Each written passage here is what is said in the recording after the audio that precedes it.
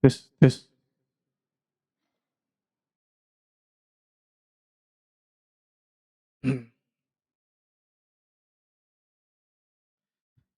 Assalamualaikum warahmatullahi wabarakatuh. Innal hamdalillah nahmaduhu wa nasta'inuhu wa nastaghfiruh wa natubu ilayh wa na'udzu billahi min shururi anfusina wa min sayyiati a'malina. Man yahdihillahu fala mudilla lahu wa man yudlil fala hadiya lahu. Ashhadu an la ilaha illallah wahdahu la syarika lahu wa ashhadu anna Muhammadan 'abduhu wa rasuluh. Salawatullahi wassalamuhu alaihi nabiyyina wa habibina Muhammad sallallahu alaihi wa ala alihi wa sahbihi wasallam. Qala Allah Ta'ala fi kitabihil karim, ya ayyuhalladzina amanu ittaqullaha haqqa tuqatih wa la tamutunna illa wa antum muslimun, amma ba'd. Ikhwani wa akhwati fiddin, rahimani wa rahimakumullah. Saudara-saudariku sekalian, Bapak Ibu sekalian yang semoga Allah Tabaraka wa Ta'ala selalu memberikan keberkahan dalam kehidupannya. Alhamdulillah, kita bersyukur kepada Allah Tabaraka wa Ta'ala atas segala limpahan karunia dan nikmat yang Allah berikan kepada kita semua. Sehingga pada kesempatan pagi hari yang berbahagia ini, Allah Tabaraka wa Ta'ala masih terus melimpahkan berbagai macam nikmat dan karunia-Nya kepada diri kita semua, sehingga kita dapat duduk hadir di tempat terbaik di atas muka bumi ini, yaitu fi baitin min buyutillah, di salah satu rumah dari rumah-rumah Allah Tabaraka wa Ta'ala ini. Tidak lain tidak bukan untuk meningkatkan keimanan kita, meningkatkan ketakwaan kita kepada Allah Jalla wa Ala, duduk sejenak di majelis ilmu ini, dan semoga Allah Tabaraka wa Ta'ala selalu berikan ilmu yang bermanfaat kepada kita semua. Allahumma amin. Salat dan salam semoga tercurah kepada Rasulina al-Karim, Nabi kita Muhammad sallallahu alaihi wasallam, Nabi akhir zaman, Nabi yang telah membawa kita dari zaman kejahilian, dari zaman kebodohan, dari zaman keterasingan akan ilmu, menuju zaman yang terang benderang akan ilmu syar'i, itu zaman as-sunnah. Ikhwatul iman, rahimani wa rahimakumullah. Insyaallah ta'ala mulai hari ini dan kedepannya kita akan membahas satu kitab, itu Kitabul Jami', kitab yang berisi tentang adab, akhlak, zikir dan doa, terutama terkhusus adab dan akhlak. Kitabul Jami' ini pada hakikatnya adalah bagian dari kitab Bulughul Maram. Ma'ruf insyaallah ya. Kitab Bulughul Maram min Adillatil Ahkam. Kitab karya dari Al-Imam Ibnu Hajar Al-Asqalani rahimahullah ta'ala, Amirul Mu'minin fil hadis, seorang pembesar muhaddithin luar biasa. Aslinya kitab Bulughul Maram itu kitab apa?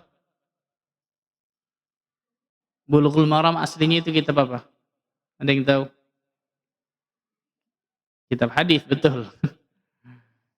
Ahadithul Ahkam, kitab hadis-hadis tentang hukum, tentang fikih. Jadi hadis-hadis yang dikumpulkan oleh beliau, bab-babnya itu mengkaji tentang fikih, dari bab taharah, kemudian bab salat, bab zakat, haji dan seterusnya. Jadi hadis-hadis yang beliau kumpulkan itu yang berkaitan tentang masalah apa? Fikih. Aslinya kitab Bulughul Maram itu kitab hadithul ahkam, hadis-hadis yang berbicara tentang hukum-hukum fikih. Tapi di pembahasan terakhir beliau memasukkan satu bab ini, Kitabul Jami'. Nah, beliau memasukkan satu bab di dalam kitab Bulughul Maram ini, di bab yang terakhir, itu bab tentang Kitabul Jami' yang berisi tentang adab, akhlak, zikir, doa. Khusus adab dan akhlak. Kalau kita lihat, sejatinya nggak ada hubungannya tuh, betul ya? Dari awal hadis-hadis tentang fikih, kemudian kok di bab terakhir beliau memasukkan tentang hadis-hadis yang berbicara tentang adab dan akhlak terkhusus. Sebenarnya nggak ada hubungannya tuh. Walaupun sama-sama hadis, betul ya.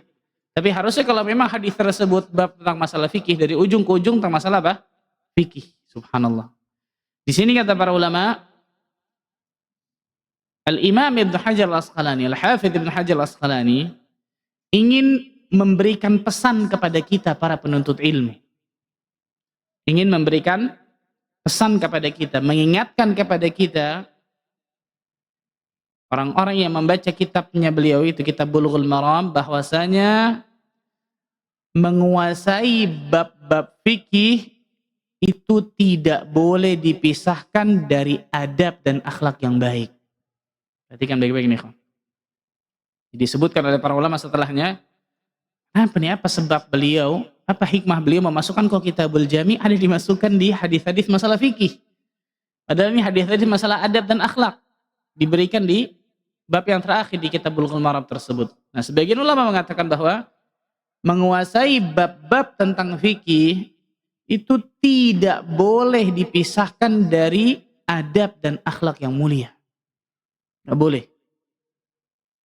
Seakan-akan beliau mengingatkan kepada diri kita bahwa apabila ilmu tidak dihiasi dengan akhlak dan adab, itu akan menjadikan madarat besar bagi seorang penuntut ilmu.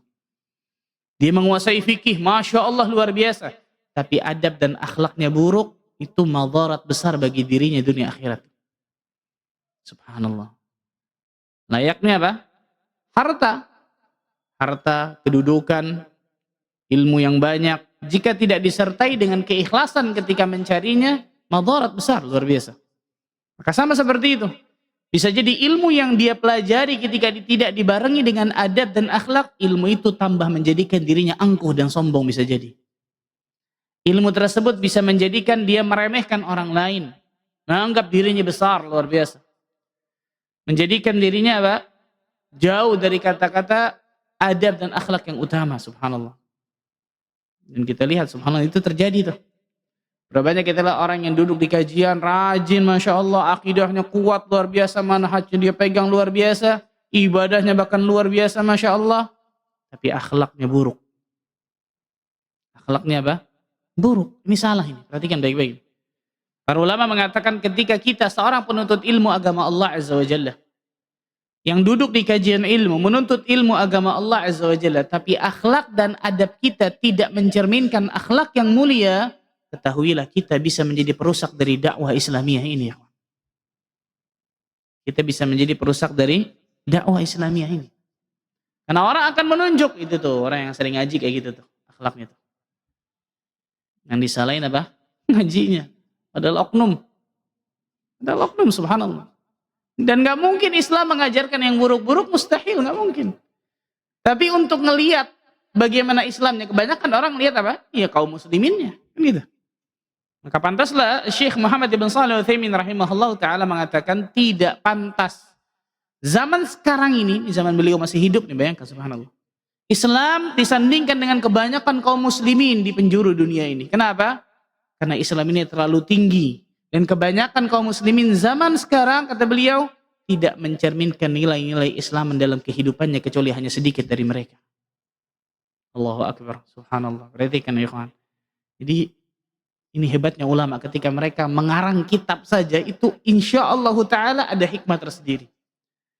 Contoh Imam Bukhari rahimahullah ta'ala dalam kitab sahihnya.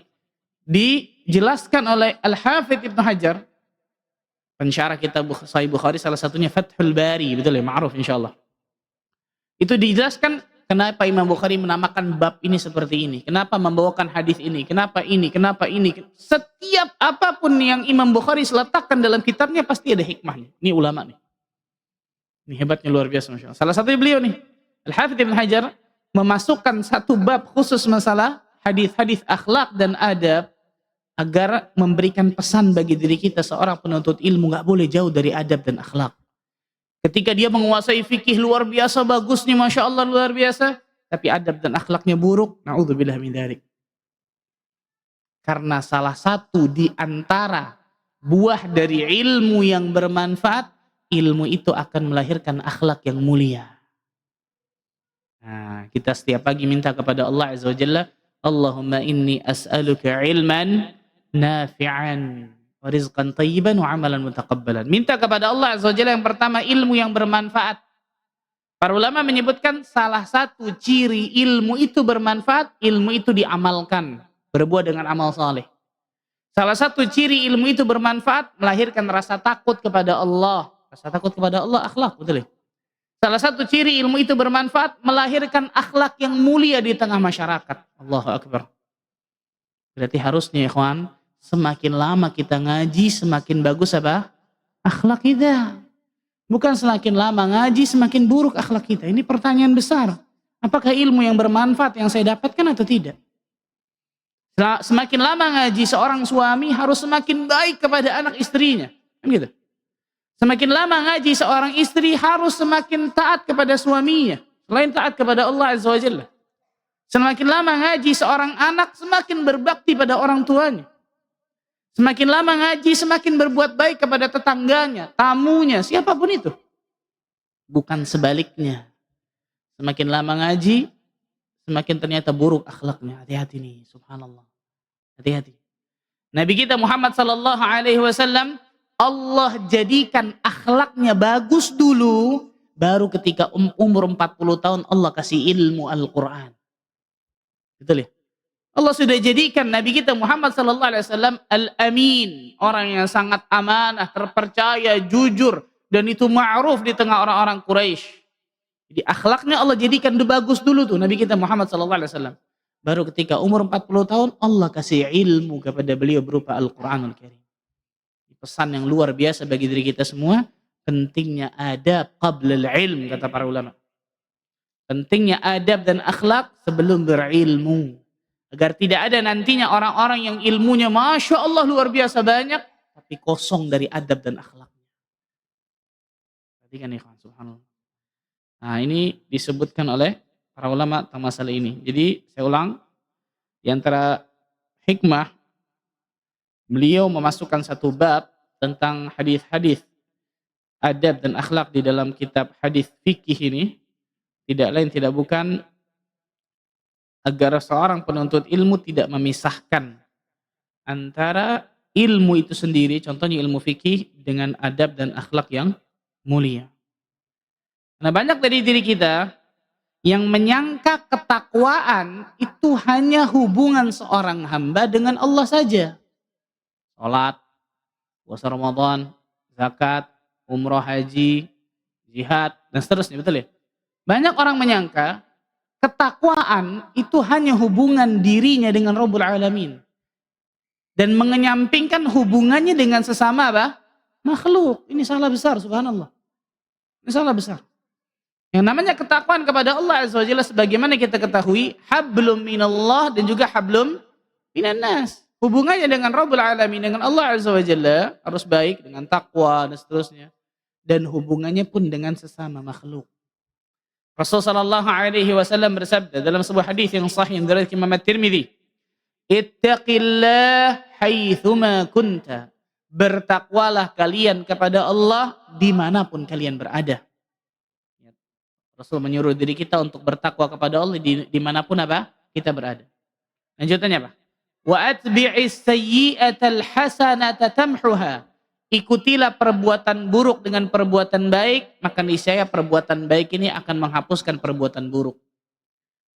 Ujung dari hadis ini apa? Ini menarik nih. Wa khaliqin nas bi khuluqin hasan. Dan pergaulilah manusia dengan akhlak yang mulia.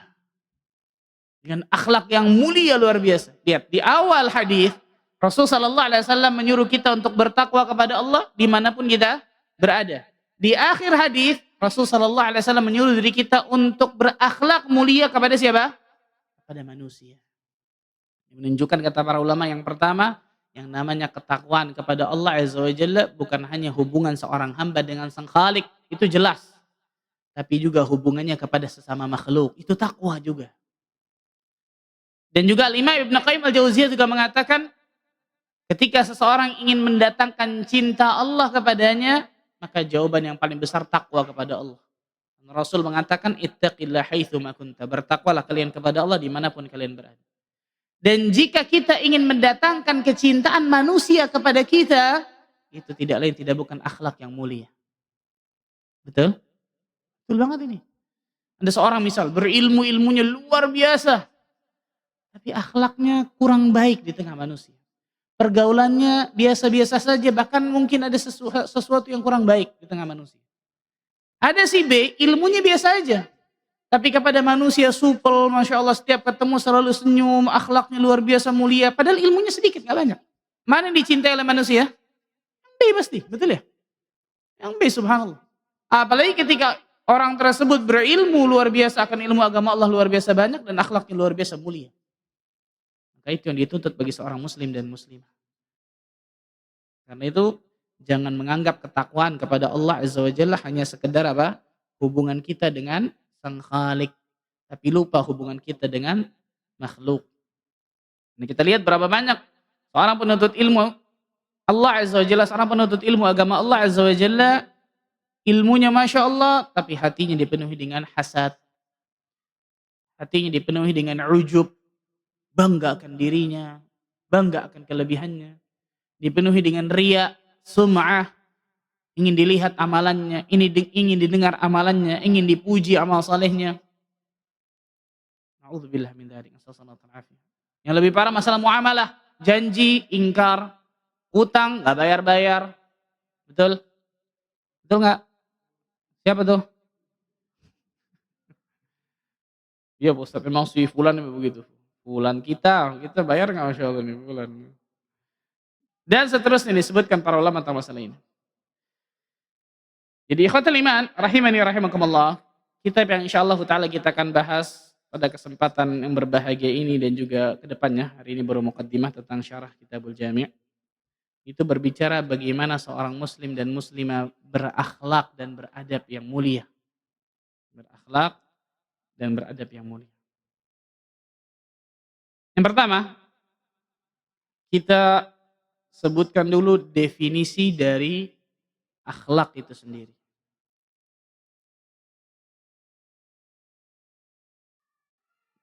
Definisi dari akhlak. Definisi yang pertama, saya akan sebutkan 3 definisi ini. Definisi yang pertama disebutkan Al-Hafidh Ibnu Hajar Al-Asqalani dalam kitabnya Fathul Bari di juz yang ke-10. Beliau mengatakan wal adabu, definisi adab, isti'malu ma yuhmadu qawlan wa fi'lan. Itu tuh definisinya. Paham ya? Menerapkan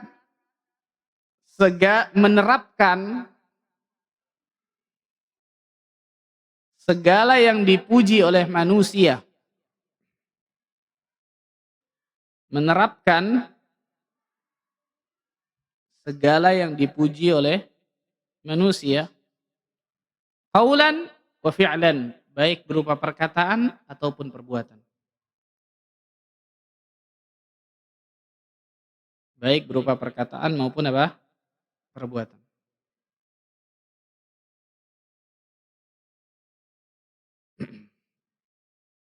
Ini definisi pertama yang disebutkan oleh Al-Hafidh Ibnu Hajar Al-Asqalani. Beliau juga melanjutkan, masih selanjutnya nih. Masih beliau mengatakan, wa 'abbara ba'dhum anhu bi annahu al-akhdhu bi makarimil akhlaq. Ada juga sebagian ulama yang mendefinisikan adab adalah menerapkan akhlak-akhlak yang mulia. Sebagian ulama mendefinisikan adab itu menerapkan akhlak-akhlak yang mulia.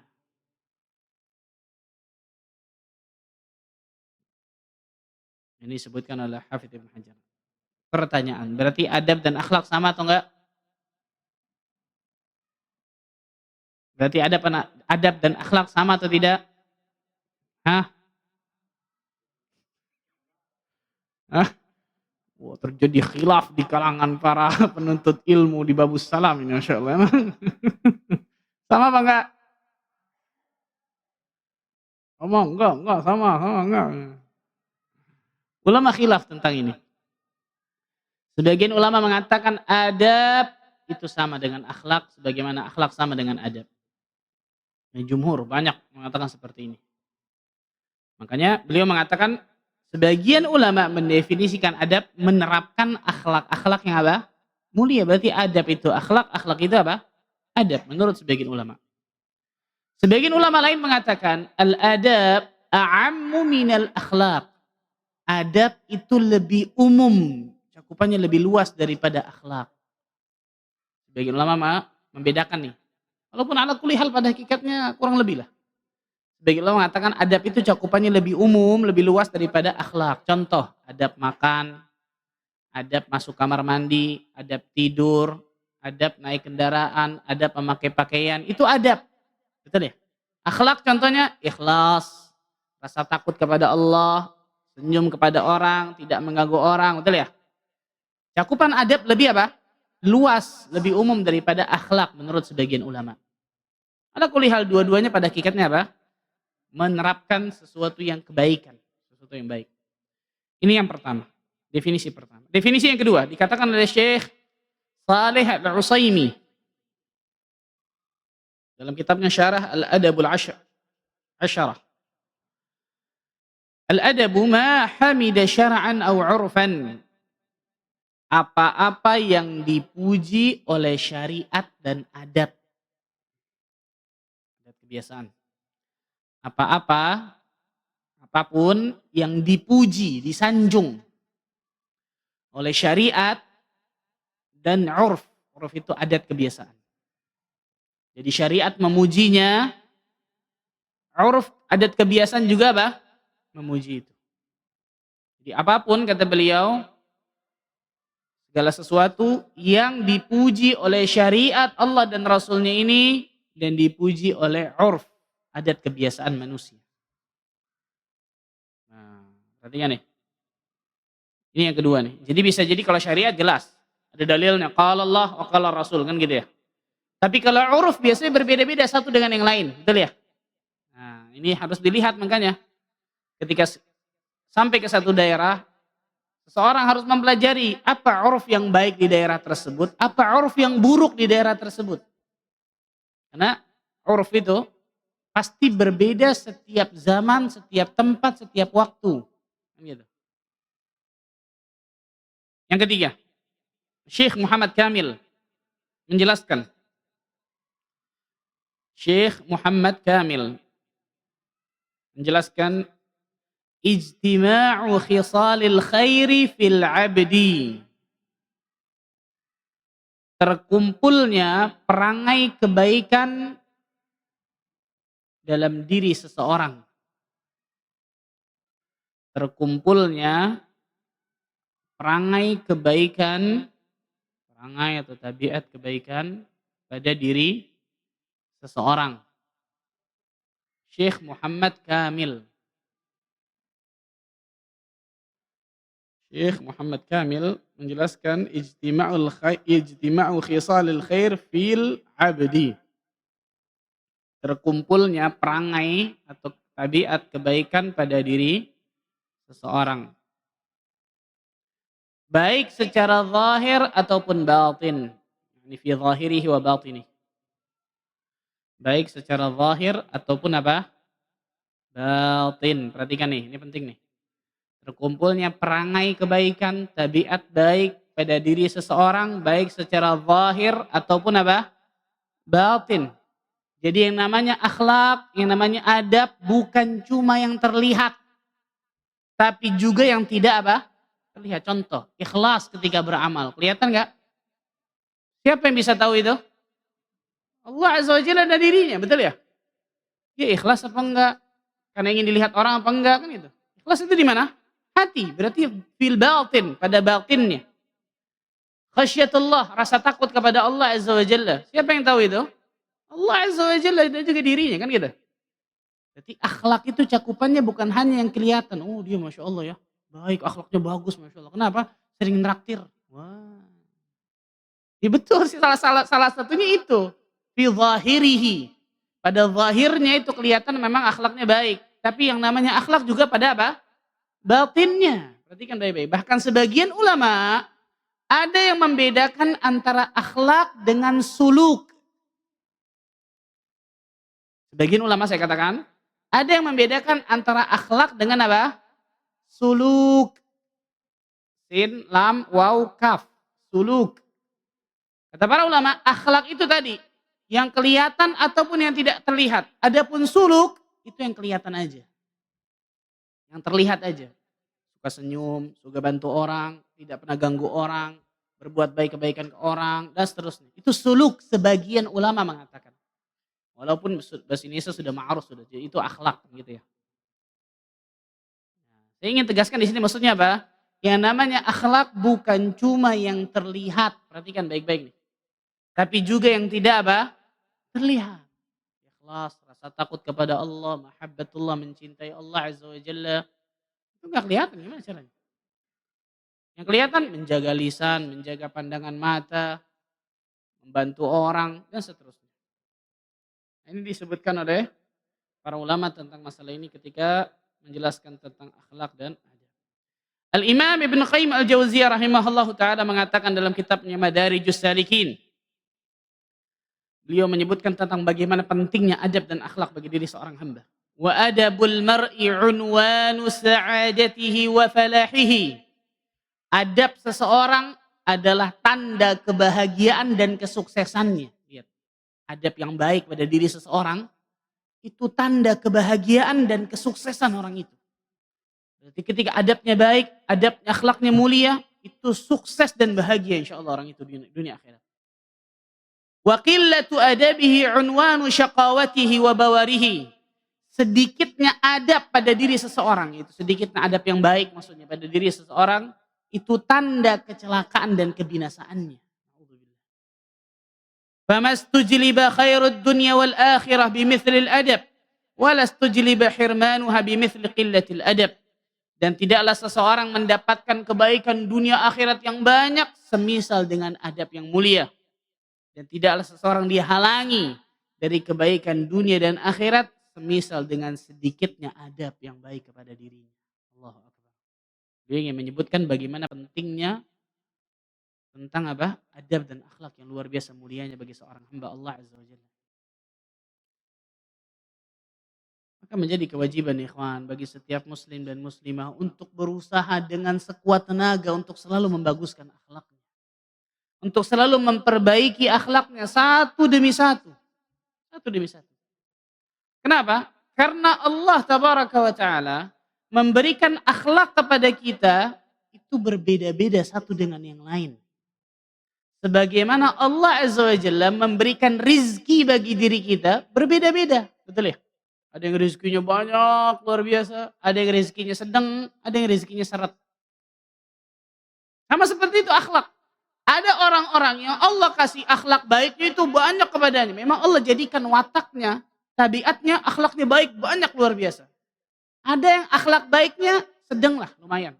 Ada yang akhlak baiknya cuma sedikit, bahkan gak ada sama sekali. Bukan gak ada, sangat sedikit banget gitu.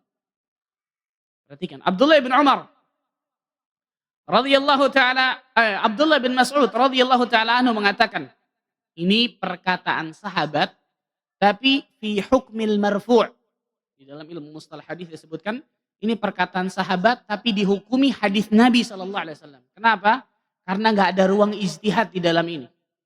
Perkataan Abdullah bin Mas'ud perhatikan. Innallaha qasama bainakum akhlaqakum kama qasama bainakum arzaqakum.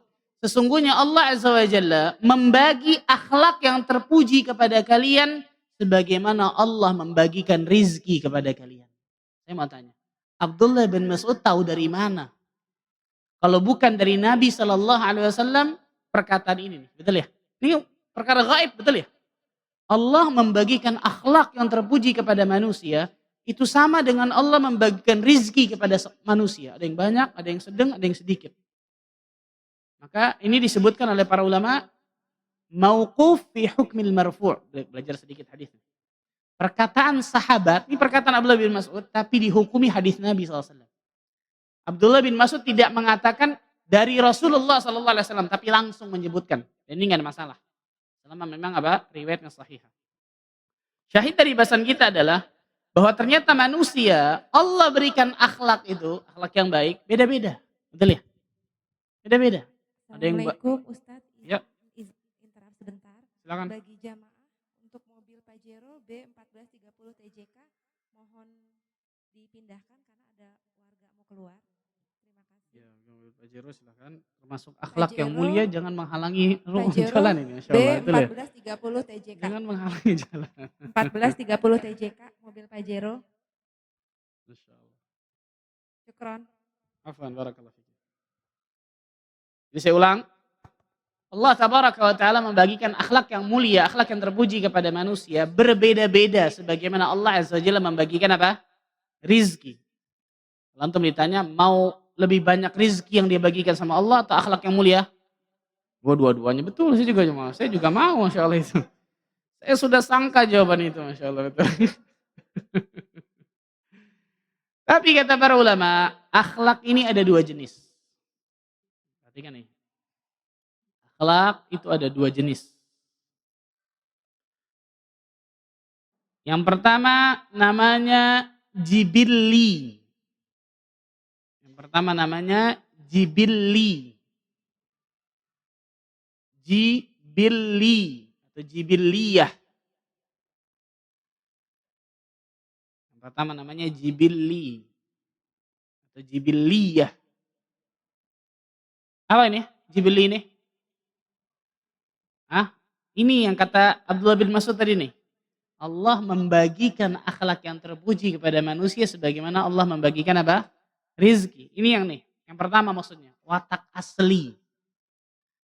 Bawaannya. Memang Allah jadikan seperti itu. Allah yang berikan itu kepadanya memang. Tanpa dia mengusahakan. Contoh. Ada seseorang terkenal sabar luar biasa Masya Allah. Ini akhlak yang baik bukan? Baik luar biasa Masya Allah. Sangat baik pada hakikannya. Dan ada seseorang Allah takdirkan ternyata apa? Temperamental luar biasa. Gak boleh senggol sedikit bacok luar biasa. Senggol bacok. Yang pertama ini, akhlak yang luar biasa baiknya Allah yang kasih kepadanya. Tanpa dia mengusahakan, tanpa dia mencari. Ini namanya jibilli. Akhlak yang watak asli seseorang itu. Perhatikan ya ikhwan. Contoh.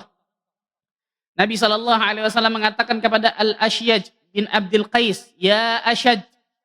Ya Asyaj. Al-Asyaj bin Abdul Qais. Inna fika khaslataini yuhibbuhum Allah wa rasuluh.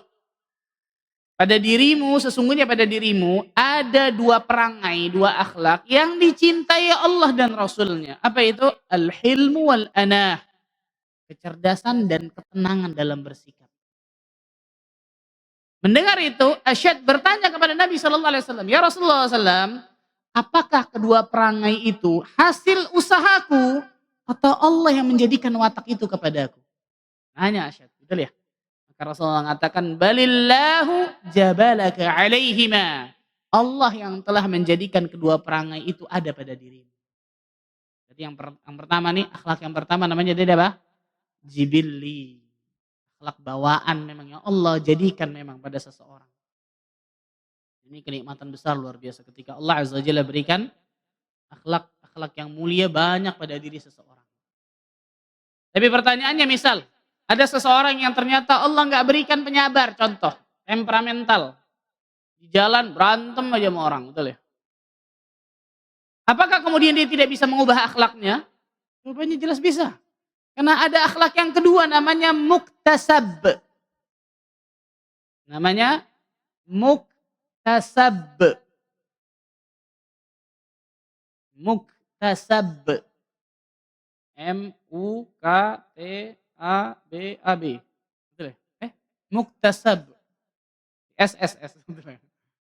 Muktasab. Apa artinya? Dari kata-kata al-kasbu. Diusahakan. Dicari, diperjuangkan. Itu muktasab. Diusahakan, dicari, diperjuangkan, dibiasakan sama itu. Nah, jadi bukan berarti ketika seseorang, udah watak anak seperti ini, mau terima syukur nggak terima udah, salah ini. Ini salah ini perhatikan nih. Kalau gitu mau ngapain ada nasihat, betul ya? Kalau gitu mau ngapain Allah turunkan Al-Quran, As-Sunnah? Buat apa Allah utus para nabi dan rasul? Quraisy, jahiliyah, siapa yang nggak tahu bagaimana akhlak mereka dulu, zaman dulu, betul ya? Agamanya buruk luar biasa, akhlaknya juga luar biasa buruknya. Jahiliyah, bayangkan. Tapi ketika mereka kenal dengan Islam, menjadi manusia terbaik di jagat raya ini. Para sahabat Nabi radhiyallahu anhum jami'an. Betul ya? Berarti bisa berubah nggak? Bisa. Salah besar orang yang mengatakan, pokoknya anak seperti ini bertahun-tahun mau terima anak silahkan, nggak terima, nggak usah. Nggak usah terima deh. Betul ya? Salah ini, perhatikan nih. Dia harus berusaha mengubah akhlak tersebut. Nabi SAW mengatakan, Ana za'imun fi a'lal jannah. Aku menjamin surga yang paling tertinggi. Bagi siapa? Liman hassana khuluqahu. Bagi orang yang berusaha memperindah akhlaknya. Dia berusaha apa? Membaguskan selalu akhlaknya. Dia tahu. 1, 2, 3 ini kekurangan anak nih masalah akhlak. Dia harus baguskan satu demi satu. Walaupun terkadang gagal, nggak ada masalah, namanya belajar, nggak ada masalah. Nabi SAW juga bersabda, Man yatasabbar yusabbirullah. Barang siapa yang berusaha untuk sabar, Allah yang akan jadikan dia seorang penyabar. Nah, berarti yang paling penting apa? Usaha yang maksimal, bukan hasilnya, hasil Allah yang kasih.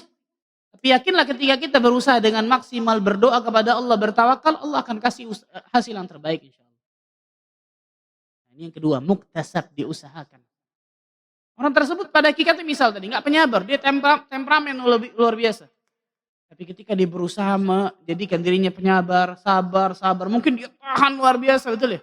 Merah mukanya, jantungnya berdetak kencang mungkin ketika dia menahan itu. Tapi 1 kali, 2 kali, 3 kali. Lama-kelamaan apa? Yusabbirullah. Allah yang akan kasih kesabaran kepadanya.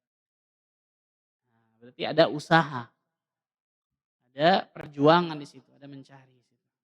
Ini 2 akhlak yang disebutkan oleh para ulama tentang masalah hal ini. Untuk apa ini disampaikan? Untuk supaya diri kita berusaha untuk selalu membaguskan akhlak-akhlak kita yang ternyata akhlak tersebut buruk. Jangan kemudian tadi saya katakan, karena banyak kita egois. Ketika ngelihat orang lain akhlaknya buruk, dia lupa bahwa dirinya juga punya akhlak yang buruk. Sebagaimana orang lain punya kesalahan, kekurangan akhlak yang buruk, saya juga punya kok. Kenapa saya nggak merubah itu sebagaimana orang merubah itu? Kenapa kita menuntut orang lain untuk berubah tapi kita nggak menuntut diri kita untuk berubah? Jadi kan ikhwani, akhlak yang mulia. Banyak orang yang terjatuh di akhlak ini nih, ada. Banyak sekali luar biasa yang terjatuh di sini. Kewajiban bagi setiap penuntut ilmu agama Allah Azza wa Jalla untuk membaguskan apa? Akhlaknya. Untuk berusaha membaguskan akhlak. Ikhwatal iman, rahimani wa rahimakumullah, kita akan sebutkan apa saja keutamaan akhlak yang mulia. Nah, ini untuk memotivasi diri kita nih.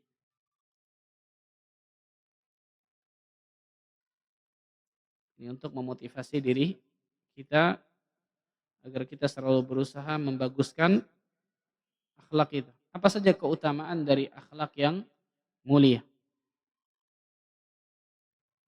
Oh, afwan. Sebelumnya, terlewat satu yang penting. Satu penting luar biasa ini. Rukun akhlak yang mulia. Sebelum kita masuk ke keutamaan ini dulu. Terlewat ini. Ini penting banget. Rukun akhlak mulia. Sebagian ulama mengatakan ini definisi akhlak mulia. Sebagian ulama mengatakan rukun. Al-Imam Hasan Al-Basri rahimahullahu ta'ala berkata. Imam Hasan Al-Basri rahimahullahu ta'ala berkata. Haqiqatu husnul khuluq badlul ma'ruf wa kafful adha wa talaqatul wajhi. Hakikat akhlak yang mulia ada 3 kata beliau. Ini rukun dari akhlak mulia ada 3 nih. Hakikat akhlak mulia ada 3.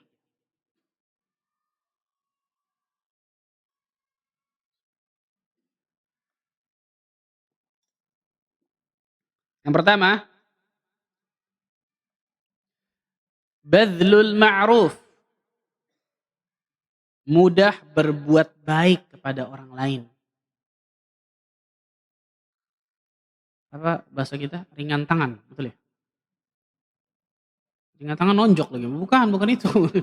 Ini ringan tangan bantu orang, masa betul ya? Peribahasa betul? Ini bahasa Indonesianya nggak ada yang lulus nih, subhanallah nih, peribahasa nih ha.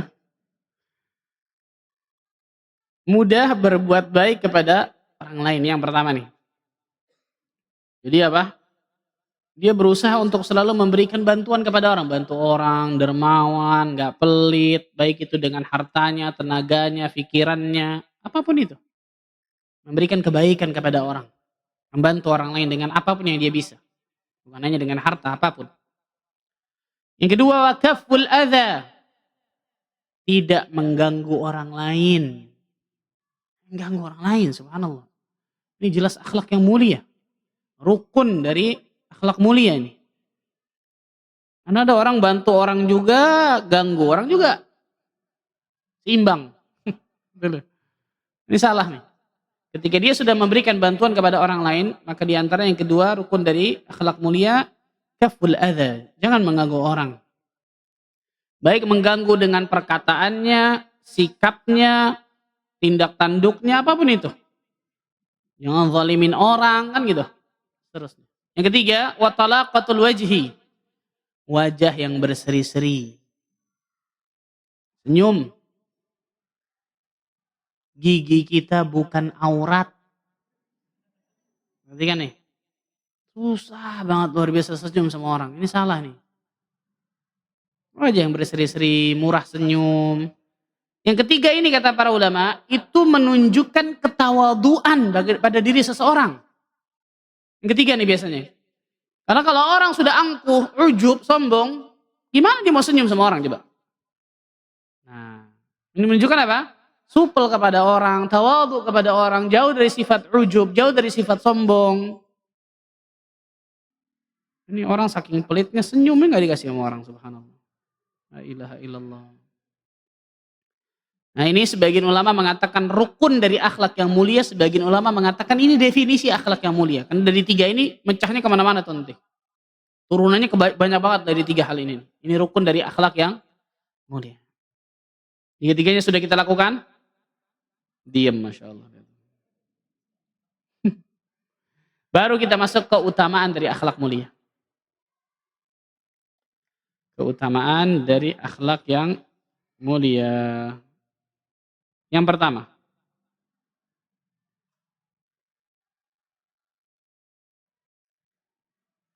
Yang pertama, Allah dan Rasul-Nya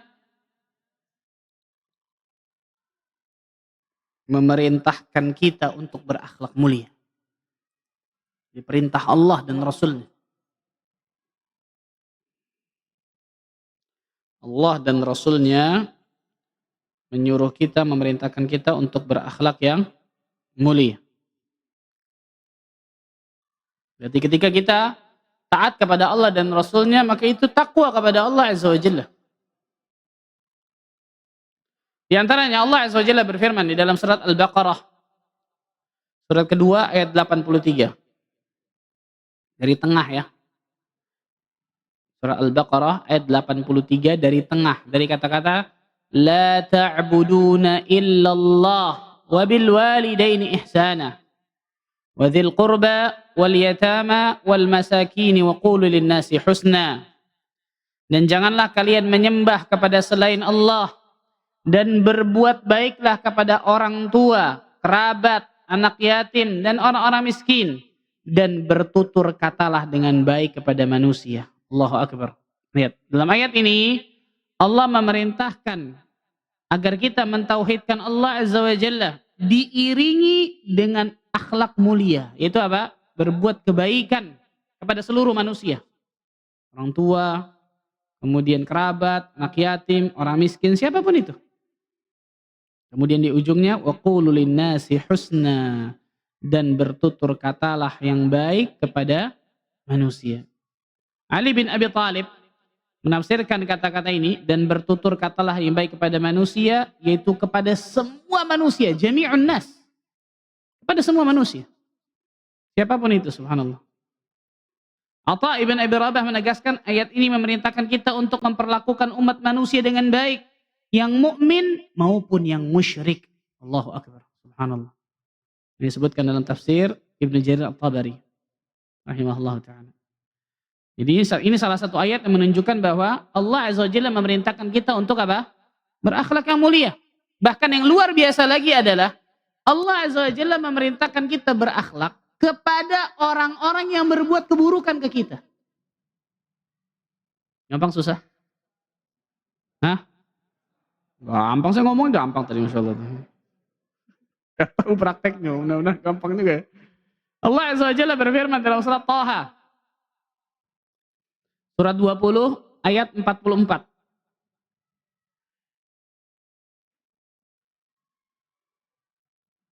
Surat Thaha, surah 20 ayat 44. Ini perintah kepada Nabi Musa dan Nabi Harun. Ketika Nabi Musa dan Nabi Harun diperintahkan oleh Allah Azza wa Jalla untuk mendakwahkan manusia paling zalim. Siapa itu? Fir'aun yang mengatakan ana rabbukumul a'la. Aku Tuhan yang maha tinggi. Iblis gak berani ngomong ini. Iblis, bayangkan, gak berani ngomong ini. Fir'aun berani mengatakan saya Tuhan yang maha tinggi. Tapi lihat bagaimana Allah Azza wa Jalla menyuruh Nabi Musa dan Nabi Harun untuk datang mendakwahkan Fir'aun. Allah Azza wa Jalla mengatakan faqula lahu qawlan layyinan la'allahu yatadhakkaru aw yakhsha. Maka berbicaralah kalian berdua kepada Fir'aun qawlan layyina, kata-kata yang lembut. Allahu Akbar. Akhlak ini, betul ya? Dakwah. Enggak bisa dakwah keras-kerasan, kenceng-kencengan, enggak bisa ya, kawan. Enggak bisa. Dakwah birrifq, billin, dengan lemah lembut, dengan kasih sayang. Ini lihat, Fir'aun, bayangkan. Yang sudah luar biasa zalimnya. Innahu tagha, kata Allah. Dia adalah orang yang melampaui batas. Tapi Allah Azza wa Jalla menyuruh Nabi Musa dan Nabi Harun untuk datang mendakwakan dengan akhlak yang mulia. Faqula lahu qawlan layyina. Berkatalah kata-kata yang lemah lembut. La'allahu yatadhakkaru aw yakhsha. Mudah-mudahan dia ingat atau takut. Allahu Akbar. Makanya ada seseorang datang kepada Hajjaj bin Yusuf Ats-Tsaqafi. Tahu Hajjaj? Hajjaj ini gubernur terbengis yang pernah ada di sejarah kelam Islam. Ibnu Al-Imam Adz-Dzahabi menyebutkan tentang biografi Hajjaj ini, gunung kebaikan tapi juga gunung dosa luar biasa pada Hajjaj ini. Membunuh banyak ratusan ulama pada zamannya. Bahkan pada zamannya Ka'bah itu hancur, diserang oleh Manjanik oleh beliau. Karena beliau Hajjaj ini ingin bunuh Abdullah bin Zubair di zamannya pada saat itu. Dan dibunuh Abdullah bin Zubair oleh beliau. Jadi keburukannya luar biasa. Ada orang datang ke Hajjaj ini. Pada saat itu dia diangkat jadi amir di kota Mekah, Hijaz dan sekitarnya. Ada orang datang ke Hajjaj mengatakan, wahai Hajjaj, siapkan dirimu. Aku akan menasehatimu dengan kata-kata yang keras dan kasar kepadamu. Kata Hajjaj, aku gak mau dengar. Hah? Kenapa engkau gak mau dengar?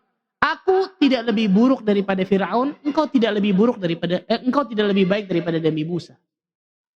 Paham? Jadi punya dalil nih luar biasa, walaupun dia fajir. Dia fasik, dia punya dalil. Aku gak lebih buruk daripada Fir'aun, dan engkau gak lebih baik daripada Nabi Musa. Dan Allah menyuruh Nabi Musa alaihissalam dalam Al-Quran untuk berkata kata-kata yang baik ketika mendoakan Fir'aun. Aku gak kayak Fir'aun, aku gak mengatakan aku Rabbukumul A'la. Subhanallah. Ini menunjukkan kalau orang dakwah harus sabar, lemah lembut, sabar, penuh dengan ilmu, penuh dengan hikmah. Perhatikan. Jadi jangan emosi duluan, dengan ego yang ada. Ketika kita dakwahkan pelan-pelan, lemah lembut, untuk nolak dengan keras. Terserah neraka, kalau surga lo terserah. Jangan. Perhatikan nih. Karena biasanya muncul lah ego tuh. Salah. Babud dakwah, babur rahmah, kata para ulama. Bab dakwah itu bab kasih sayang. Kita mendakwahkan manusia, menasihati manusia karena kita sayang kepada manusia. Kita menjelaskan ini tauhid, ini syirik. Itu karena kita sayang kepada umat, subhanallah. Tapi jelaskan dengan baik. Dengan hikmah. Subhanallah. Susu, kita anggap ini susu, itu bergizi.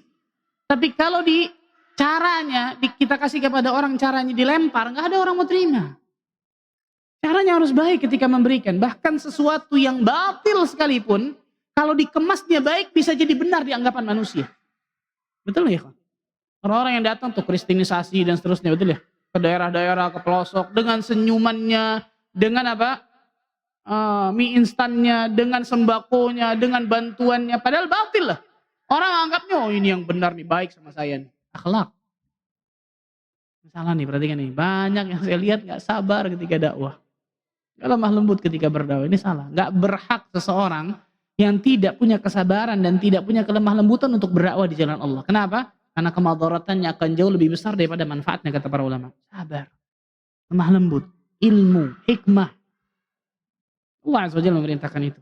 Ayat yang lain dalam surat Fussilat. Surat 41 ayat 34. Surah 41 Fussilat ayat 34.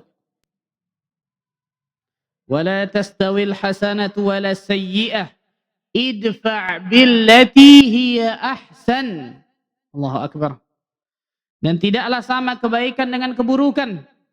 Dan balaslah keburukan, kejahatan dengan cara yang paling baik. Allah sebutkan di situ ahsan, bukan hasan. Hasan itu baik. Kalau ahsan dalam bahasa Arab ismut tafdil, isim tafdil, yang paling baik.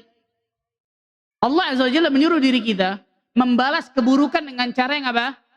Paling baik. Bukan cuma baik, paling baik. Karena ego manusia ketika dia diberikan keburukan mau ngebalas juga dengan apa? Keburukan, bahkan bisa lebih keburukan itu, kan gitu. Ternyata syariat Islam tidak memerintahkan masalah itu. Iya tuh, bullying yang terjadi dari kakak kelas ke adik kelas nggak akan pernah putus itu sampai kapanpun itu. Kenapa? Dendam pasti. Ke bawahnya, betul ya? Saya pernah ceritakan itu, subhanallah. Ospek terbaik ketika kita di Madinah. Yang bawain koper kita itu angkatan kakak kelas kita, yang bawain koper kita itu. Ini ospek terbaik, yang ngurusin dari A sampai Z semuanya tuh. Dari sakan kita, asrama kita, uang yang keluar ketika, itu semua kakak kelas kita tuh. Kita tinggal duduk, enak. Enak banget ini, Masya Allah, gak ada ospek tonjok-tonjokan di sini, Masya Allah. Ngerti agama ini, paham agama Allah Azza wa Jalla. Membalas keburukan dengan cara yang paling baik. Nabi Muhammad SAW kita tahu bersama ma'ruf ketika beliau menaklukkan kota Mekah. Beliau hafal itu. Siapa orang yang naruh kotoran unta di punggung beliau ketika beliau sujud, betul dah. Siapa orang yang mau bunuh beliau, hafal semuanya. Sehingga pada saat itu ketika mereka dikumpulkan di Masjidil Haram, mereka mengatakan al-yawm yaumul malhamah. Hari ini hari balas dendam nih. Rasul mengatakan la al-yawm yaumul marhamah. Enggak, hari ini hari kasih sayang, kata Nabi. Allahu Akbar. Idhabu fa antumut tulaqa. Pergi kalian semua, kalian bebas semuanya. Apa yang terjadi? Ribuan orang masuk dalam Islam. Akhlak, perhatikan nih. Agama Islam, agama akhlak ya ikhwan. Maka kalau kita seorang muslim dan muslimah apalagi duduk di kajian tapi akhlak kita tidak tambah baik, pertanyaan besar, ilmu yang bermanfaat atau tidak yang Allah kasih kepada kita? Pertanyaan besar tuh ya ikhwan. Rasul sallallahu alaihi wasallam juga mengatakan innama bu'ithtu liutammima salihal akhlaq, fi riwayah makarimal akhlaq. Sesungguhnya aku diutus ke atas muka bumi ini hanya untuk menyempurnakan akhlak, hanya untuk membaguskan akhlak. Subhanallah, lihat. Berarti keutamaan yang pertama, ketika orang berusaha untuk selalu membaguskan akhlaknya, itu perintah Allah dan Rasulnya. Itu motivasi terbesar tuh ya. Motivasi terbesar dalam hidup kita tuh. Ini perintah Allah dan Rasulnya. Mau orang ngomong apapun kan biasanya orang ya. Orang berbuat buruk kepada kita, kita buat kebaikan. Nanti nggak bisa mikir, gitu ya. Orang kan bisa gitu ya. Balas keburukan. Jangan dengerin yang ini nih. Jangan dengerin yang seperti itu, subhanallah. Ini kompor meleduk luar biasa nih, subhanallah. Jangan. Allah yang mengatakan, subhanallah. Rasul sallallahu alaihi wasallam yang menyuruh diri kita, subhanallah. Lihat ini tingginya kedudukan akhlak di mata Islam, luar biasa. Yang kedua, keutamaan yang kedua.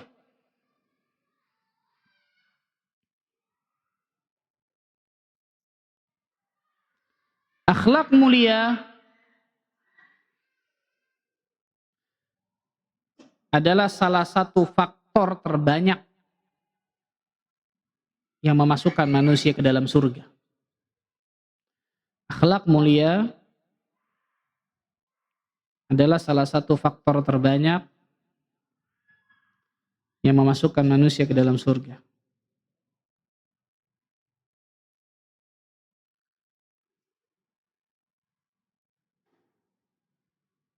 Ketika Rasul sallallahu alaihi wasallam ditanya tentang hal yang paling banyak memasukkan manusia ke dalam surga, Rasul menyebutkan taqwallah wa husnul khuluq. Bertakwa kepada Allah dan akhlak yang apa? Mulia. Lihat, dua nih. Takwa kepada Allah, akhlak yang mulia. Hablum minallah, hablum minan nas. Dan ketika Rasul sallallahu alaihi wasallam ditanya tentang hal yang paling banyak menjerumuskan manusia ke neraka, al-famu wal faraj, al-ajwafan. Dua lubang, yaitu mulut dan kemaluan. Mulut dan kemaluan, subhanallah. A'udzubillahi min dzalik. Dan dua ini jelas akhlak yang buruk pasti. Betul ya? Karena ketika lisannya nggak bisa dijaga, kemaluannya pun nggak bisa dijaga, pasti itu akhlak yang buruk pasti. Nggak mungkin tidak. Yang ketiga, akhlak yang mulia adalah barometer keimanan seseorang.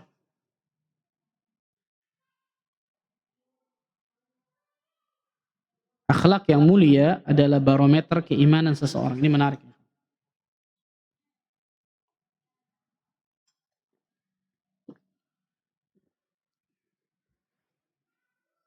Nabi sallallahu alaihi wasallam bersabda dalam sebuah hadis yang sahih yang diriwayatkan Imam At-Tirmidzi, "Akmalul mu'minina imanan ahsanuhum khuluqa."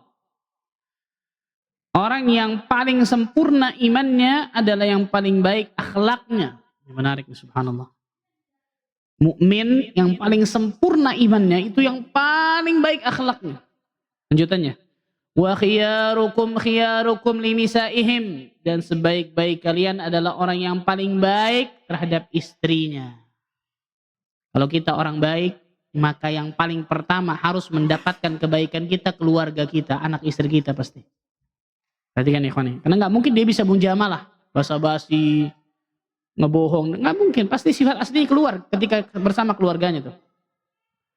Maka para ulama mengatakan kalau dia orang baik, salah satu kebaikannya itu dikatakan oleh teman tidurnya harusnya, istrinya, suaminya, atau orang di rumahnya, anaknya, orang tuanya, baru benar itu. Karena kalau orang lain ngelihat kita bagus-bagus di luar, betul ya? Oh masya Allah ya, luar biasa ya. Oh masya Allah ya. Sebentar. Tapi lihat tuh, kalau teman satu kamar kita atau teman satu rumah kita, lihat tuh pasangan hidup kita, istri dan suami, anak, orang tua. Lihat, subhanallah. Allahu Akbar. Yang menarik adalah Rasul sallallahu alaihi wasallam mengkaitkan kesempurnaan iman dengan kesempurnaan apa? Akhlak. Ini menarik nih. Jadi orang mukmin yang paling sempurna bukan yang paling tinggi atau paling sering sholat malamnya mungkin. Paling panjang sholat malamnya. Tidak.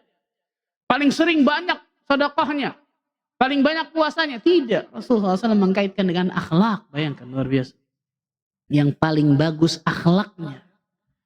Nah, ini saya katakan salah satu buah manis dari ilmu yang bermanfaat. Ilmu itu akan melahirkan akhlak yang mulia. Saya katakan tadi seorang suami ketika dia tambah ngaji harus tambah baik kepada istrinya, betul ya? Kasih istrinya setiap hari 10 juta. Misal contoh, senang ibu-ibu subhanallah ini. Betul ya? Sebaliknya juga tenang bapak-bapak tenang, saya juga ngomong. Istrinya semakin ngaji semakin apa? Patuh kepada suaminya. Suaminya ngomong ini, ya siap komandan. Walaupun dalam hatinya apa? Kok gini? Banyak pertanyaan mungkin dalam hati istrinya.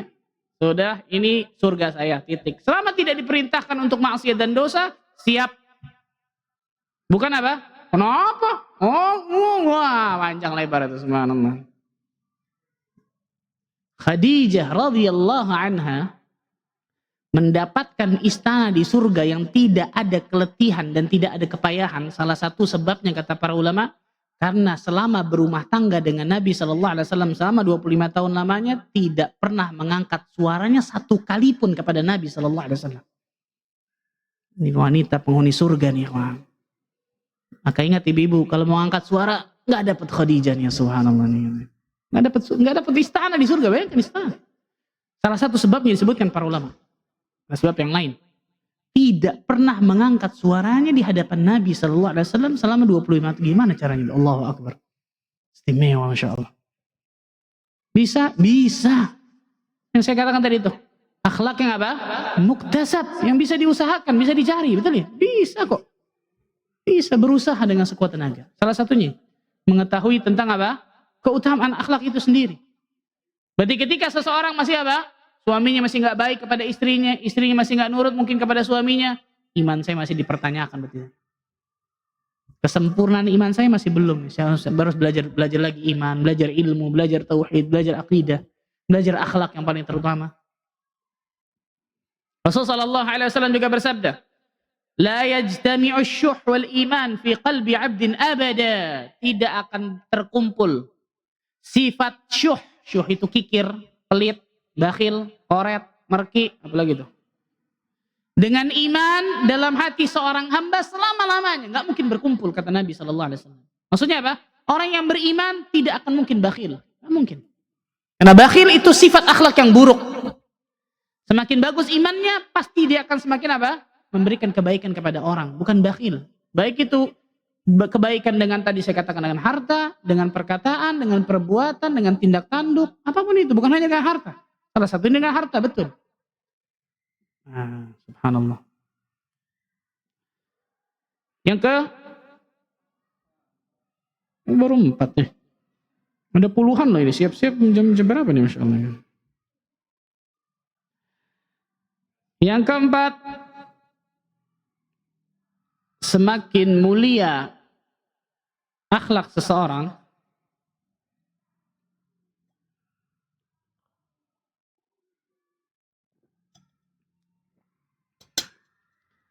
maka semakin besar pula kecintaan Rasul kepadanya.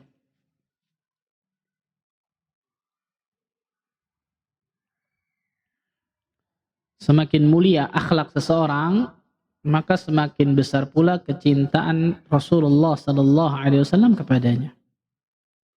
Allahu akbar.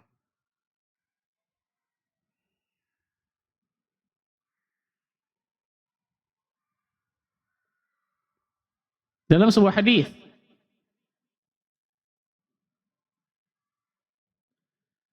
yang diriwayatkan Imam At-Tabrani dalam Mu'jam as-Sahih, Mu'jam as-Saghir, kemudian Syekh Al-Albani rahimahullahu taala mengatakan hadis ini hasan karena memiliki banyak syawahid. Rasul sallallahu alaihi wasallam bersabda, "Inna min ahabbikum ilayya." Sesungguhnya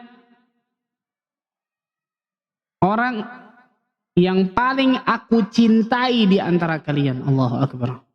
Inna min ahabbikum ilayya. Luar biasa ini kata-kata ini. Sesungguhnya orang yang paling aku cintai di antara kalian. Ahasinukum akhlaqa. Adalah orang yang paling baik akhlaknya. Adalah orang yang paling baik akhlaknya.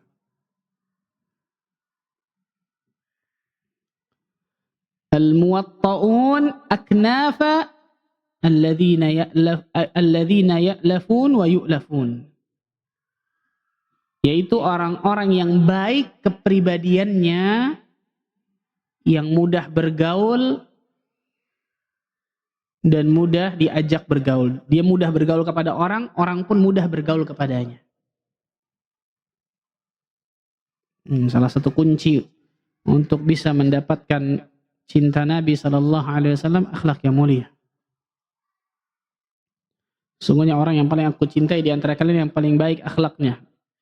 Dan orang yang paling baik kepribadiannya. Yang mudah bergaul dan diajak bergaul. Dia mudah bergaul kepada orang, orang pun mudah bergaul kepadanya. Nggak ribet, nggak susah.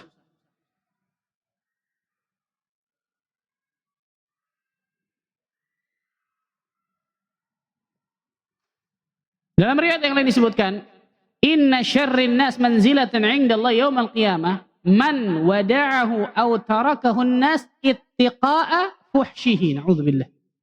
Sesungguhnya manusia yang paling buruk kedudukannya di sisi Allah di hari kiamat adalah orang yang dihindari oleh manusia karena takut keburukannya. Manusia menghindar darinya. Takut apa? Keburukan dari orang itu.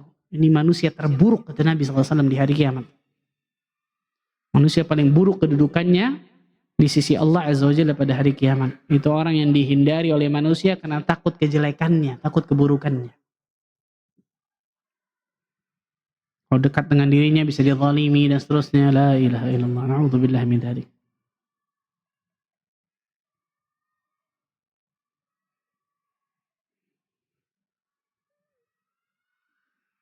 Yang kelima. Cepat saja mungkin.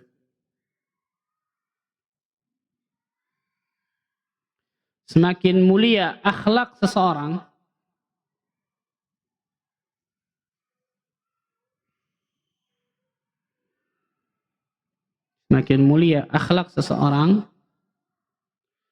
maka semakin tinggi pula derajat di surga.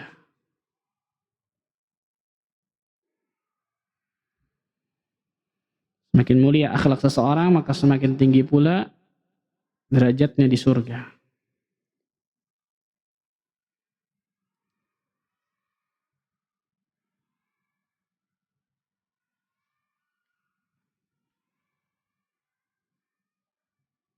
Dalam sebuah hadis yang sahih, diriwayatkan Imam Ibnu Majah dan yang lainnya, Tabrani juga. Inna min ahabbikum ilayya wa aqrabikum minni majlisan yaumal qiyamah ahasinukum akhlaqa. Sesungguhnya yang paling aku cintai di antara kalian dan paling dekat kedudukannya dengan diriku nanti di hari kiamat adalah orang yang paling baik akhlaknya, kata Nabi. Allahu Akbar. Balik lagi nih, paling aku cintai, kemudian paling dekat kedudukannya, majelisnya, kedudukannya dengan diriku di hari kiamat nanti di akhirat, itu orang-orang yang baik akhlaknya. Orang-orang yang mulia akhlaknya. Jadi semakin mulia akhlak seseorang, maka semakin tinggi pula derajatnya di surga Allah Tabaraka wa Ta'ala. Yang ke-6. Akhlak mulia adalah amalan yang paling berat di timbangan di hari kiamat. Akhlak mulia adalah amalan atau ibadah yang paling berat di timbangan di hari kiamat. Dalam sebuah hadis yang sahih dari Imam At-Tirmidzi dari sahabat Abu Darda radhiyallahu anhu, Rasul sallallahu alaihi wasallam mengatakan, "Ma min syai'in fil mizan athqalu min husnil khuluq."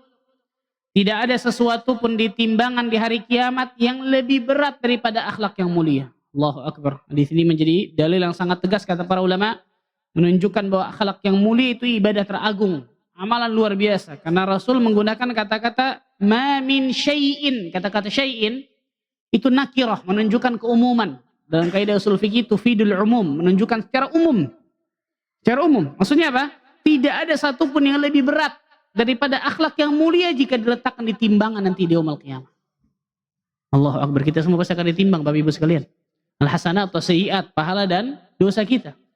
Ternyata hal yang paling memberatkan timbangan kita di yaumul qiyamah nantinya adalah apa?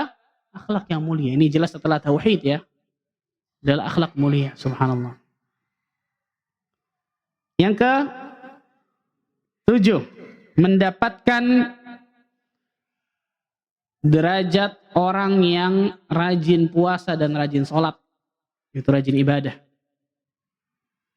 Itu dengan akhlak mulia maksudnya akan bisa mendapatkan derajat orang yang rajin puasa, rajin sholat.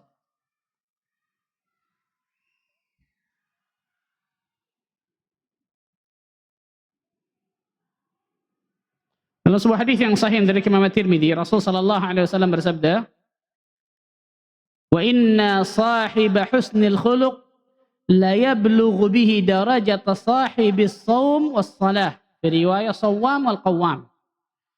Sesungguhnya orang yang berakhlak mulia itu bisa menggapai derajat orang yang rajin puasa dan rajin sholat. Allahu Akbar. Istimewa nih, ikhwan. Maksudnya apa? Rajin ibadah. Ibadah yang terbesar salah satunya puasa dan sholat. Puasa langsung Allah Azza wa Jalla akan berikan pahalanya. Sholat hubungan seorang hamba dengan Allah. Jadi dengan akhlak mulianya itu bisa ngejar tuh ikhwan. Manusia Allah berikan kelebihan itu macam-macam, Bapak Ibu sekalian. Ada orang yang Allah Azza wa Jalla berikan kelebihan fisiknya. Sehingga dia bisa kuat untuk sholat malam, bahkan mungkin berjam-jam. tidur sedikit gak ada masalah. Maka dia kuatkan sholat malamnya. Ada orang yang ketika tidur kurang dikit aja ngeliang, keliengan, sakit, dan seterusnya. Ada orang yang Allah luaskan hartanya, Masya Allah. Sehingga dia kuat tentang hartanya tersebut, dia sedekah luar biasa, Masya Allah. Walaupun mungkin tadi saya katakan apa? Sholat malamnya kurang. Ada orang yang kalau nggak makan atau makan sedikit nggak ada masalah. Sehingga ketika dia puasa ataupun tidak puasa sama aja. Maka dia kuatkan puasanya, Masya Allah. Ada orang yang rajin nuntut ilmu, Masya Allah luar. Jadi perhatikan, ada amal-amal yang harus tanda kutip kita banggakan di hadapan Allah, ikhwan. Karena setiap orang pasti Allah berikan kelebihan satu dengan yang lain. Tapi ada orang-orang sholat malamnya enggak, puasanya tidak, sedekahnya juga enggak, nuntut ilmunya jarang, tapi akhlak luar biasa mulia. Itu bisa ngejar itu semua tuh dengan akhlaknya. Istimewa nih kan, subhanallah. Bisa mengejar itu semua dengan akhlak mulianya. Disebutkan Nabi SAW luar biasa, Masya Allah. Jangan pernah menyepelekan akhlak yang mulia luar biasa. Kemudian yang ke 8. Dijamin mendapatkan surga yang sangat tinggi. Bahkan surga tertinggi.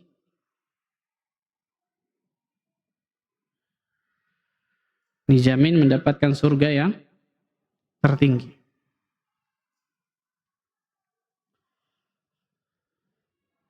Rasulullah sallallahu alaihi wasallam bersabda dalam sebuah hadis yang sahih yang diriwayatkan Imam Ibnu Majah dan juga lainnya, "Ana za'imun bi baitin fi rabadil jannah." Aku menjamin surga, rumah di pinggiran surga. Mana lebih bagus? Pinggiran surga, pinggiran Jakarta? Pinggiran surga jelas, subhanallah, betul ya. Aku menjamin rumah di pinggiran surga. Bagi siapa ini? Liman tarakal mira wa in kana muhiqqan. Bagi orang yang meninggalkan mira itu debat kusir, walaupun dia dalam keadaan yang benar. Dia benar nih, dia tahu dia benar, orang ini salah. Tapi kalau saya diskusi cuma debat kusir, nggak jelas. Nah, sudahlah. Tinggalin. Salah satu yang paling banyak medsos nih, perhatikan nih. Semua dikomentarin, wah apa ikhwan? Habis gemes Pak Ustadz, gak usah pakai gemes-gemes, udah diem, gak usah baca makanya, kan gitu. Kalau gak kuat gak usah baca. Semua dikomentarin, gak ada manfaat ini, subhanallah, hati-hati. Mereka cuma madarat aja. Walaupun dia di pihak yang benar loh, dia tinggalkan debat kusir itu walaupun dia di pihak yang benar. Wa ana za'imun bi baitin fi wasatil jannah, dan aku menjamin rumah di tengah surga. Dari pinggiran masuk ke tengah nih. Di tengah surga. Bagi siapa? Liman tarakal kadhib wa in kana mazihan. Bagi orang yang meninggalkan dusta walaupun dia bercanda.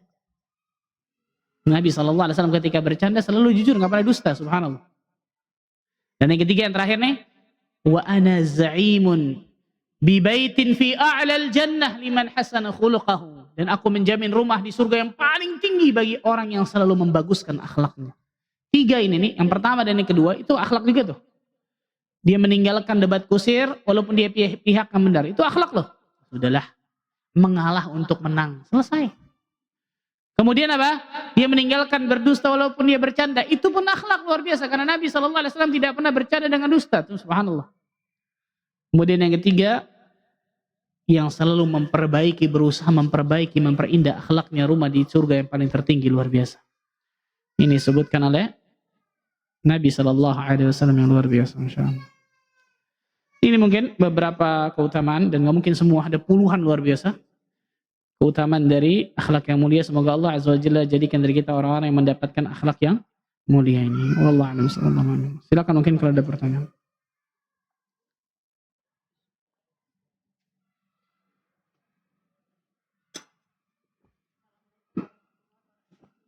Waalaikumsalam warahmatullahi wabarakatuh.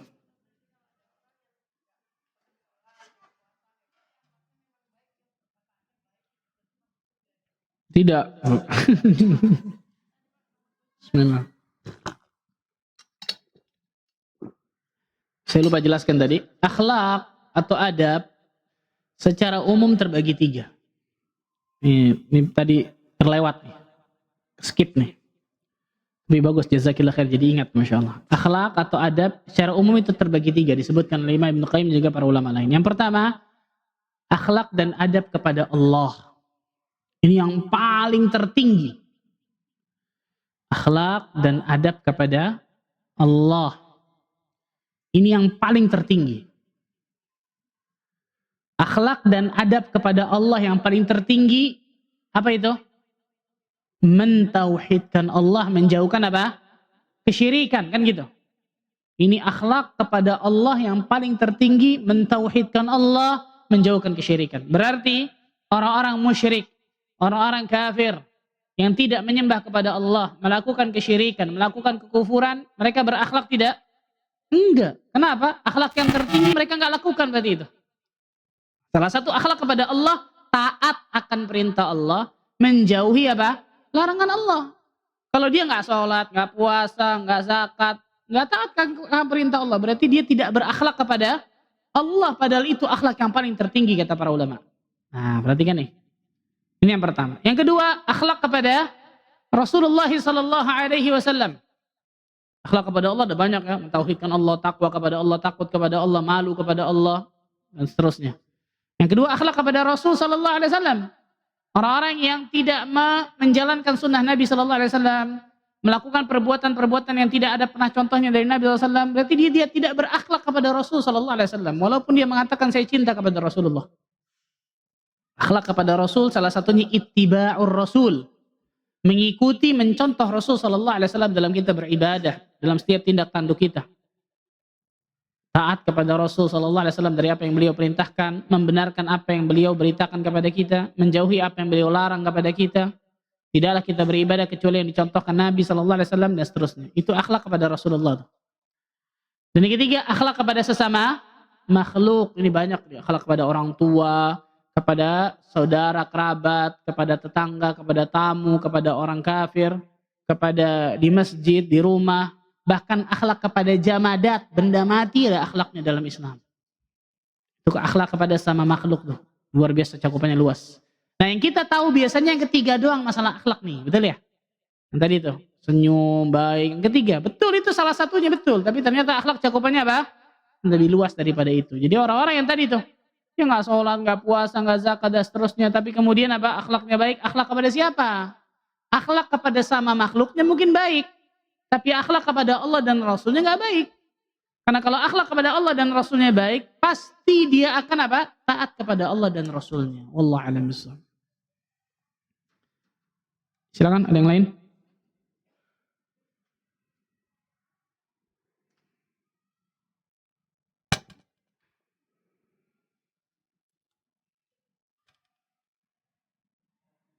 Silakan.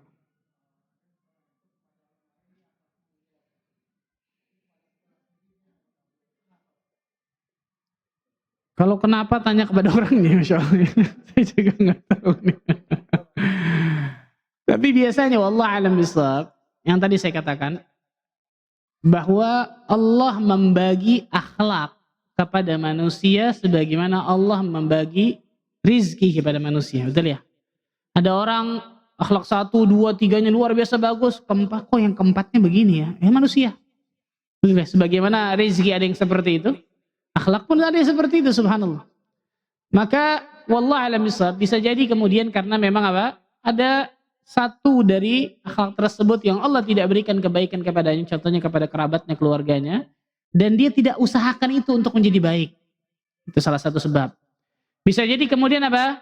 Ketika dia menuntut ilmu dan seterusnya, tapi kemudian dia tidak praktekkan dalam kehidupannya. Karena kotak berilmu dengan kotak beramal ini beda ya kan? Perhatikan nih. Kotak berdakwah beda lagi. Bisa jadi orang kotak ilmunya penuh luar biasa, kotak amalnya ternyata apa? Sedikit. Bisa jadi dia tidak mengamalkan ilmu-ilmu yang sudah dia ketahui, kan gitu. Dan itu karena butuh hidayah lagi, taufik dari Allah Azza wa Jalla tersebut. Yang ketiga, kita doakan dan berikan uzur kepada saudara kita tersebut. Oh, mungkin dia belum tahu. Oh, mungkin ini. Oh, mungkin ini. Mungkin ini, doakan semoga Allah berikan baik akhlaknya tersebut. Selesai. Sebagaimana saya punya keburukan, saudara saya pun punya keburukan, subhanallah. Wallahu a'lam bishawab. Silakan, ada lagi?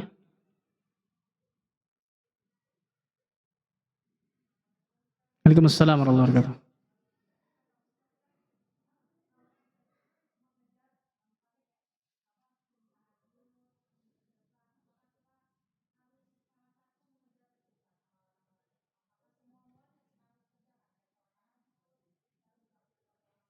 Hmm. Hmm. Nah, kalau tanya yang paling ideal, maka jelas semuanya. Ada orang-orang yang dipanggil oleh Allah Azza wa Jalla dari pintu surga, Ar-Rayyan, orang-orang yang sering puasa. Babus salah, orang-orang yang sering salat. Babus sadaqah, orang-orang yang sering sedekah. Babul jihad, orang-orang yang berjihad. Kan gitu. Tapi ada juga orang-orang yang dipanggil dari semua pintu itu. Salah satunya siapa?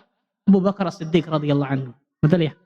Berarti semuanya istimewa tuh. Kalau tanya yang paling ideal, wah jelas semuanya. Sebagaimana kalau masalah dunia, antum sudah sukses dalam masalah satu bisnis, insya Allah mau merambah ke yang lain. Betul ya? Mau buka cabang misalnya, atau kemudian mau merambah bisnis yang lain. Kenapa? Mau semuanya bagus kan gitu.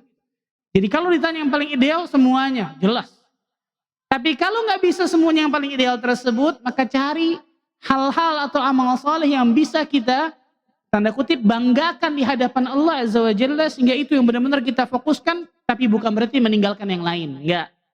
Tapi mungkin hal tersebut yang memang bisa kita lebih daripada orang lain. Maksudnya kita bisa lebih daripada selainnya. Yang saya katakan tadi, ada seseorang yang Allah takdirkan mungkin kelebihan tentang masalah harta sehingga dia sedekahnya luar biasa, Masya Allah. Padahal mungkin yang lainnya sangat kurang. Bukan sangat kurang ini kemudian nggak melakukannya, enggak, tetap dia melakukannya, tapi pasti berbeda dengan yang lain. Maka lihatlah amal-amal yang memang bisa kita tekunkan dalam amal tersebut. Kalau semuanya itu ideal, itu istimewa, Masya Allah. Tapi kalau nggak bisa, maka cari amal-amal yang paling terbaik yang memang kita bisa tekunkan dan istiqomahkan. Itu yang paling penting. Wallahu a'lam bishawab. Ada lagi? Silakan, Mbak.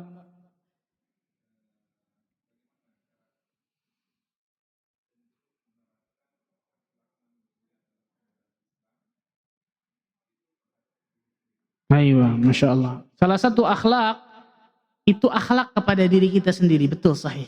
Salah satu akhlak, itu akhlak kepada diri kita sendiri, kata para ulama. Apa yang paling terbesar? Melazimkan diri kita untuk taat kepada Allah dan Rasulnya. Mengharuskan diri kita, apapun yang Allah dan Rasulnya perintahkan, saya harus taat kepada itu. Apapun yang Allah dan Rasulnya larang, saya harus taat akan itu. Itu secara umum tuh. Secara khusus banyak. Contoh, dia berakhlak kepada dirinya sendiri, beribadah kepada Allah Azza wa Jalla. Karena ibadah itu saya yang butuhkan, bukan Allah yang butuhkan. Berarti dia, ketika dia menunaikan ibadah kepada Allah, dia menunaikan hak pada dirinya. Kan gitu ya? Beribadah kepada Allah Azza wa Jalla, takut kepada Allah Azza wa Jalla, malu kepada Allah, menunaikan perintah Allah dan Rasulnya, menjauhi larangan Allah dan Rasulnya. Itu hak kepada diri kita sendiri, tidak menzalimi diri kita sendiri. Itu hak akhlak kepada diri kita sendiri. Betul, para ulama menjelaskan panjang lebar tentang masalah apa saja hak-hak seorang muslim untuk dirinya sendiri. Karena Allah mengatakan wala tulqu biaidikum ila tahlukah. Jangan jatuhkan dirimu kepada kebinasaan. Sahih, betul. Makanya segala hal yang bisa memadaratkan bagi diri kita sendiri dunia akhirat dilarang dalam Islam. Betul ya? Dilarang dalam Islam. Makanan, minuman misal yang madaratnya jauh lebih besar daripada manfaatnya pasti diharamkan dalam Islam. Itu untuk menjaga atau diri kita sendiri, kan gitu. Wallahu a'lam bishawab. Jadi secara umum dia melazimkan dirinya, memaksa dirinya untuk taat kepada Allah dan Rasulnya, akan perintah Allah dan Rasulnya, dan juga menjauhi larangan Allah dan Rasulnya. Barakallahu fikum. Fadhal. Waalaikumsalam warahmatullahi wabarakatuh.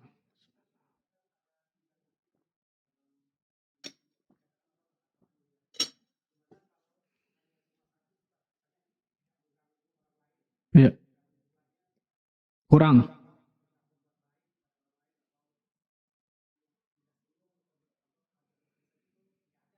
Ya, wajahnya cemberut mulu ya. Nah, sebagaimana iman, akhlak pun pasti bertingkat-tingkat. Betul ya? Iman manusia bertingkat-tingkat. Imannya seorang ulama dengan imannya penuntut ilmu beda. Imannya penuntut ilmu dengan orang awam beda. Imannya orang awam dengan orang yang fasik Dia muslim tapi berbuat durhaka, beda, betul ya? Maka sama seperti itu. Akhlak seseorang pasti bertingkat-tingkat satu dengan lain. Yang paling tertinggi akhlak Nabi SAW itu yang paling the best, luar biasa kan gitu. Tapi di bawahnya kemudian banyak yang itu. Banyak kaum muslimin, para sahabat, para ulama dan seterusnya. Maka itu akhlak bertingkat-tingkat disebutkan. Jadi bukan berarti kemudian apa? Ketika akhlaknya seperti itu harus semuanya bagus. Karena sangat jarang disebutkan dalam hadis. Dari 100 unta, 1 unta yang sempurna. Maksudnya apa? Dari banyak manusia, biasanya hanya sedikit manusia yang Allah jadikan semua akhlak orang itu semuanya bagus gitu. Semuanya apa? Bagus. Tapi sekali lagi saya katakan, jangan ini jadikan dalil kemudian untuk menerima kekurangan dirinya dan tidak merubahnya. Salah ini, perhatikan nih. Maka kewajiban kita untuk apa? Memuhasabah diri kita. Kita belum sebutkan tentang masalah apa? Cara-cara atau kiat kita untuk membaguskan akhlak, dan itu ada pembahasan tersendiri masalah tersebut. Jadi intinya adalah sebagaimana iman, maka akhlak pun bertingkat-tingkat satu dengan lain manusia. Tapi berusahalah untuk selalu membaguskan, meningkatkan iman kita sebagaimana meningkatkan akhlak kita satu demi satu. Wallahu a'lam bishawab. Ibu nanya? Oh, banyak amat yang nanya, Masya Allah. Silakan, Pak. Assalamualaikum warahmatullahi wabarakatuh.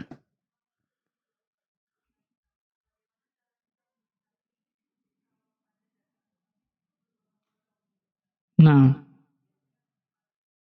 selamat pagi.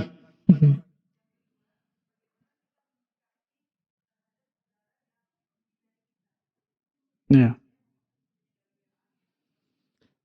Nah, yang pertama nggak ada kaidah yang baku tentang masalah memberikan atau tidak memberi kepada pengemis. Tidak ada kaidah yang baku setahu saya. Jadi pilihan. Kita mau memberikan, silahkan. Kita nggak mau memberi pun ada masalah. Tapi ingat, ketika kita memberi, oh banyak Pak Ustadz, nggak apa-apa, 2000, misal, contoh. Tapi dengan syarat ikhlas, jangan 2000 ngedumel. Sama aja nih, subhanallah, banyak benar, jangan, subhanallah, betul ya? Maksudnya apa? Tidak ada kaidah yang baku. Ketika kita nggak mau memberikannya pun nggak ada masalah. Misal, ini akhirnya dijadikan pekerjaan dalam dirinya nih. Akhirnya kemudian kemana-mana dan seterusnya. Saya mencari yang benar-benar aja dah, yang benar-benar membutuhkan dengan jelas yang saya tahu. Enggak, ini pun gak ada masalah. Ini pun apa? Ini pun dibolehkan. Jadi gak ada kaidah yang baku tentang masalah tersebut. Tinggal pilihan ibu, insya Allah dilihat masalah itu. Yang kedua, bagaimana dengan saudara yang tadi memutuskan? Silhu, kata Nabi, sambung lagi. Ya Rasulullah, saya sudah sambung tapi dia putuskan lagi. Silhu, sambung lagi. Ya Rasulullah, saya sudah sambung tapi dia putuskan lagi. Kalau apa yang engkau katakan itu benar, kata Nabi, maka engkau sedang melempar pasir yang panas ke wajahnya. Itu api neraka Allah Azza wa Jalla. Maksudnya apa? Idfa' billati hiya ahsan. Balaslah keburukan dengan cara yang paling baik. Berusaha dengan sekuat tenaga menyambung tali silaturahim kita dengan sekuat tenaga kita.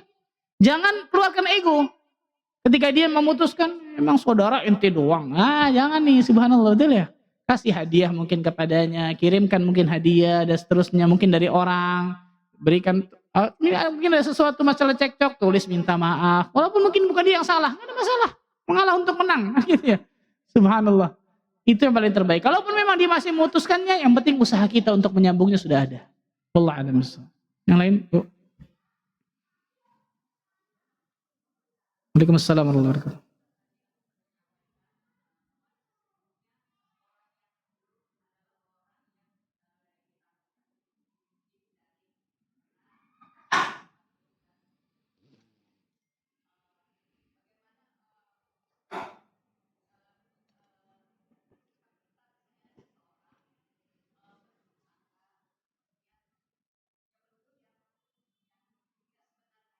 Kepada kita. Hmm.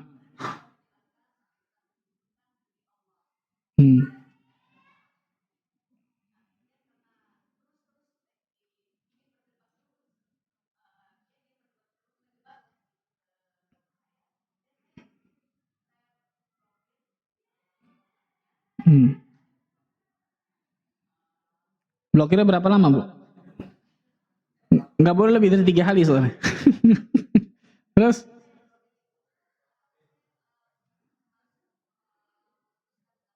Itu saudara ibu, keluarga ibu? Oh teman. Nah, silaturahim yang pertama itu kepada kerabat. Silah, kata-kata silah itu ikatan, rahim itu rahim, ikatan rahim, maksudnya kepada kerabat ataupun keluarga. Adapun kepada teman, tetangga, pada hakikatnya bukan silaturahim, tapi berbuat kebaikan kepada mereka. Adapun ketika kita tidak tegur-teguran atau tadi itu memblok dan seterusnya, paling lama 3 hari, nggak boleh lebih. La yahillu lil muslim an yahjura akhahu fawqa 3, kata Nabi. Tidak halal bagi seorang muslim menghajar, memboikot, mendiamkan saudaranya lebih dari 3 hari. 3 hari harus dibuka tuh. Kalau sekarang belum dibuka, buka blokirin, Bu. Masyaallah. Berat, Pak Ustaz. Beratnya mendapatkan surga memang berat, Bu. Subhanallah, betul ya. Mendapatkan surga berat, subhanallah. Harus ada effort, usaha yang maksimal untuk bisa dapatkan itu. Ala kulli hal, kerjakan itu semua karena Allah. Itu ringan. Kerjakan itu semua dengan motivasi untuk dapatkan surga Allah. Insya Allah ringan dengan itu. Walaupun dia ngomong dari A sampai Z, dia berbuat apapun kepada kita, saya ingin dapat surga, titik, selesai. Kalau itu motivasi kita, ego akan hilang tuh insya Allah. Syaitan gak bisa manas-manasin insya Allah tuh. Wallahu ta'ala. Barakallahu fiik.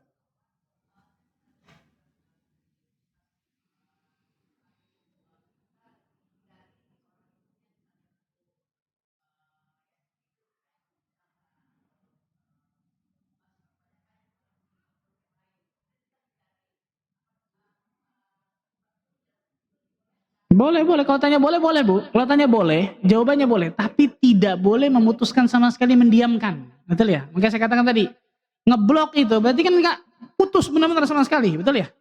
Nggak boleh sama sekali. Jadi hanya say hello lah. Betul?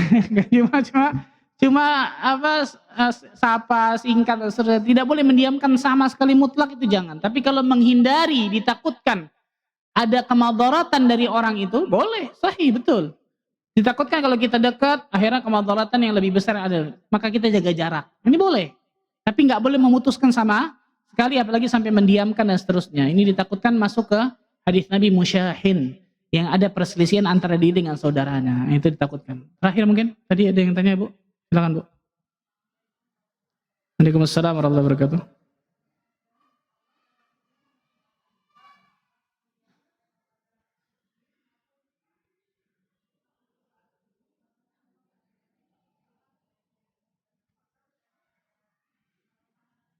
Kalau apa, Bu?